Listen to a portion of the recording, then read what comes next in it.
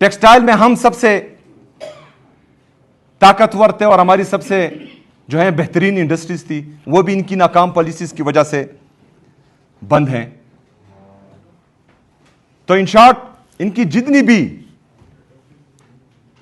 Policies हैं उससे पाकिस्तान को भी नुकसान हो रहा है, पाकिस्तान की इकॉनमी को भी नुकसान हो रहा है, हमारे इंडस्ट्रियलिस्ट को भी नुकसान हो रहा है, हमारे किसानों को भी नुकसान हो रहा है। हमारा नौजवान इनकी नाकाम पॉलिसीज की वजह से पाकिस्तान छोड़ने पर मजबूर हो रहा है। बाहर से जो हमारा इन्वेस्टर है वो पॉलिटिकल स्टेबिलिटी ना होने की वजह से पाकिस्तान में इन्वेस्टमेंट ही नहीं कर रहा। जो हमारी रेमिटेंसेस है, जो हमारा ओवरसीज पाकिस्तान भेज रहा है, रीजनल क्राइसिस और इंटरनेशनल क्राइसिस की वजह से उसमें भी अब आपको कमी नजर आएगी, जिससे आपका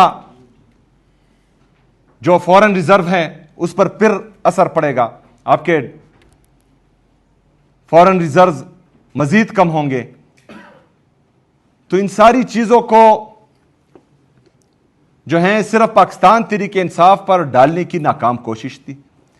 ये इस प्रेस कॉन्फ्रेंस से या जो मुद्दा उठाया गया है इनकी तरफ से, जिसका जिक्र भी इमरान खान साहब के बेटे कासिम खान ने बिल्कुल किया ही नहीं है, ये सिर्फ अपने आप को कवर देने के लिए अपनी नाकाम पॉलिसी से जो ये जीएसपी प्लस से पाकिस्तान को खुदा ना ख्वास्ता अल्लाह करे कि ना निकले, लेकिन इनकी जो पॉलिसीज हैं वो पाकिस्तान के मफाद में ना पहले थी, ना अब है, ना इसके बाद होगी, क्योंकि ये यहां से फारिग हैं।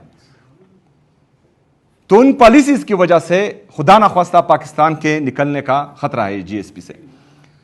अभी आप ये वीडियो मुलाहिजा करें इमरान खान साहब की बेटी की, तो उसके बाद जो है हम बाकी बातें करेंगे। मैडम नायब सदर, आपका शुक्रिया। मैं पाकिस्तान में बढ़ती हुई अदम बर्दाश्त और जुल्म और सितम की खतरनाक लहर पर गहरी तशवीश का इजहार करता हूँ। हम एक मुनज़्ज़म मुहिम देख रहे हैं जिसके जरिए मुआशरे के मखसूस तबकात को गैर इंसानी बनाकर खामोश किया जा रहा है। मेरे वालिद इमरान खान तकरीबन 1000 दिनों से कैद में है। वो एक ऐसे निज़ाम का बुनियादी हदफ बन चुके हैं जो इख्तिलाफ राय को सियासी इख्तिलाफ नहीं बल्कि एक ऐसा जुर्म समझता है जिसे हर सूरत कुचल देना चाहिए। मैंने अपने वालिद को 3 साल से जायद अरसे से नहीं देखा। उन्हें कैद तन्हाई में रखा गया है, ऐसी कौल कोठरी में जो सजाए मौत के कैदियों के लिए मुख्तस है। अक़वाम मुत्तहिदा के माहिरीन खबरदार कर चुके हैं कि ये गैर इंसानी हालात अज़ियत के ज़ुमरे में आते हैं। ये महज गफलत नहीं बल्कि एक सोचा समझा जुल्म है जिसका मकसद एक इंसान से उसकी इज्जत नफ्स छीन लेना है। ये अदम बर्दाश्त सिर्फ उन्हीं तक महदूद नहीं, पाकिस्तान ने तौहीन मजहब के कवानीन को मजीद सख्त करते हुए उम्र कैद तक की सजाएं नाफिज की हैं और शहरियों को दहशतगर्द करार देकर नफरत की फजा को फरोग दिया जा रहा है। हम इस काउंसिल और OHCHR से मुतालबा करते हैं कि वो पाकिस्तान पर जोर दे कि वो फौरी तौर पर इस जुल्म और सितम का खात्मा करे। पाकिस्तान को अक़वाम मुत्तहिदा के वर्किंग ग्रुप की राय पर अमल करना होगा और मेरे वालिद समेत तमाम सियासी कैदियों को रिहा करना होगा।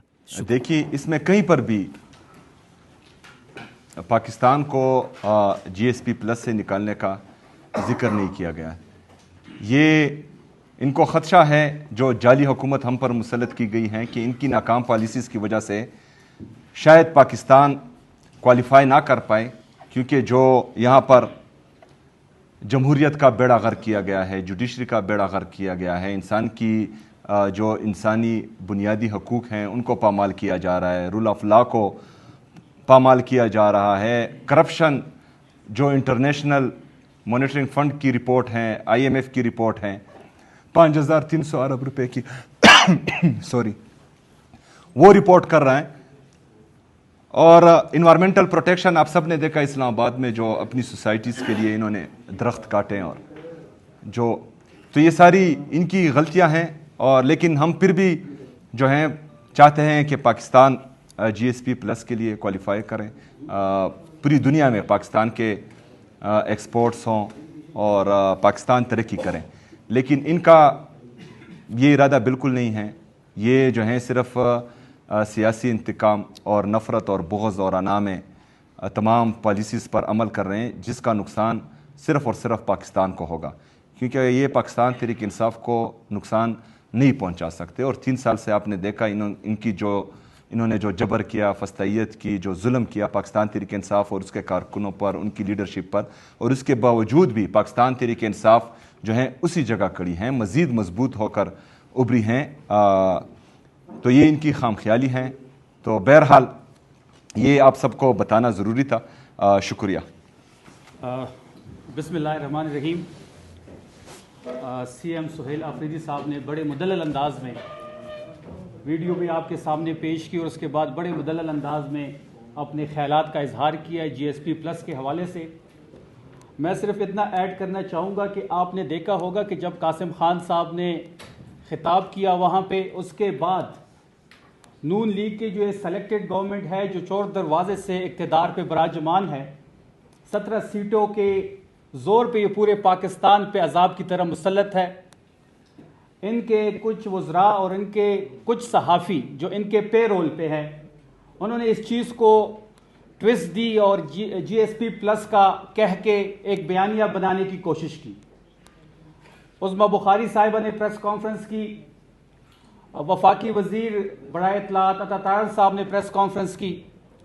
ہم چیلنج کرتے ہیں پوری نون لیگ کو اور جو لوگ اس بیانیہ کو ٹوسٹ کرنے میں ملوث ہے کہ ایسا کوئی کلپ لے کے آئے، ایسی کوئی ٹویٹ لے کے آئے سامنے جس میں قاسم خان صاحب نے جی ایس پی پلس کی مخالفت کی ہو یا اس کو نقصان پہنچانے کی انہوں نے کوشش کی ہو.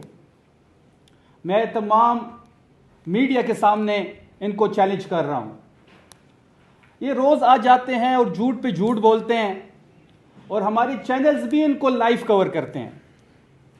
عظمیٰ بخاری صاحب جس کو ہم سیریس ہی نہیں لیتے، پہلے وہ پیپلز پارٹی میں تھی تو ان کی ایک سٹیٹمنٹ موجود ہے کہ نواز شریف را کے ایجنٹ ہے. اب وہ عظمیٰ بخاری کا وہ بیان صحیح ہے یا آج والی عظمیٰ بخاری کے جو بیانات ہیں وہ صحیح ہے؟ یہ لوگ برتی کیے گئے ہیں. یہ جب پیپلز پارٹی میں تھے تو نون لیگ پہ ان کی الزامات تراشی ہوتی تھی، آج نون لیگ میں ہیں تو یہ تحریک انصاف پہ الزام تراشی کر رہے ہیں، عمران خان صاحب پہ کر رہے ہیں، سہیل آفریدی صاحب پہ کر رہے ہیں. ان کی سیاست 9 مئی سے شروع ہوتی ہے، 26 نومبر پہ ختم ہو جاتی ہے. انٹرنیشنل ایشو ہو یا نیشنل ایشو ہو، عمران خان سے شروع ہوتی ہے اور سہیل آفریدی پہ ختم ہو جاتی ہے. ان کے اگر وفاقی وزیر ہو یا صوبائی وزیر ہو، سب کا ایک جیسا حال ہے. ان سے آپ پنجاب کی پرفارمنس کی بات کریں یا ان کی اپنی وفاقی حکومت کی پرفارمنس کی بات کریں تو یہ عمران خان سے شروع ہو جاتے ہیں اور تحریک انصاف پہ ختم کر دیتے ہیں. اگر آج فگرز آپ دیکھ لیں تو پاکستان میں آج بے روزگاری پاکستان کی بلند ترین سطح پہ ہے. گردش جتنے قرضے لیے گئے ہیں پاکستان کی تاریخ میں اتنے قرضے نہیں لیے گئے. پیٹرول بم آپ کے سامنے ہیں.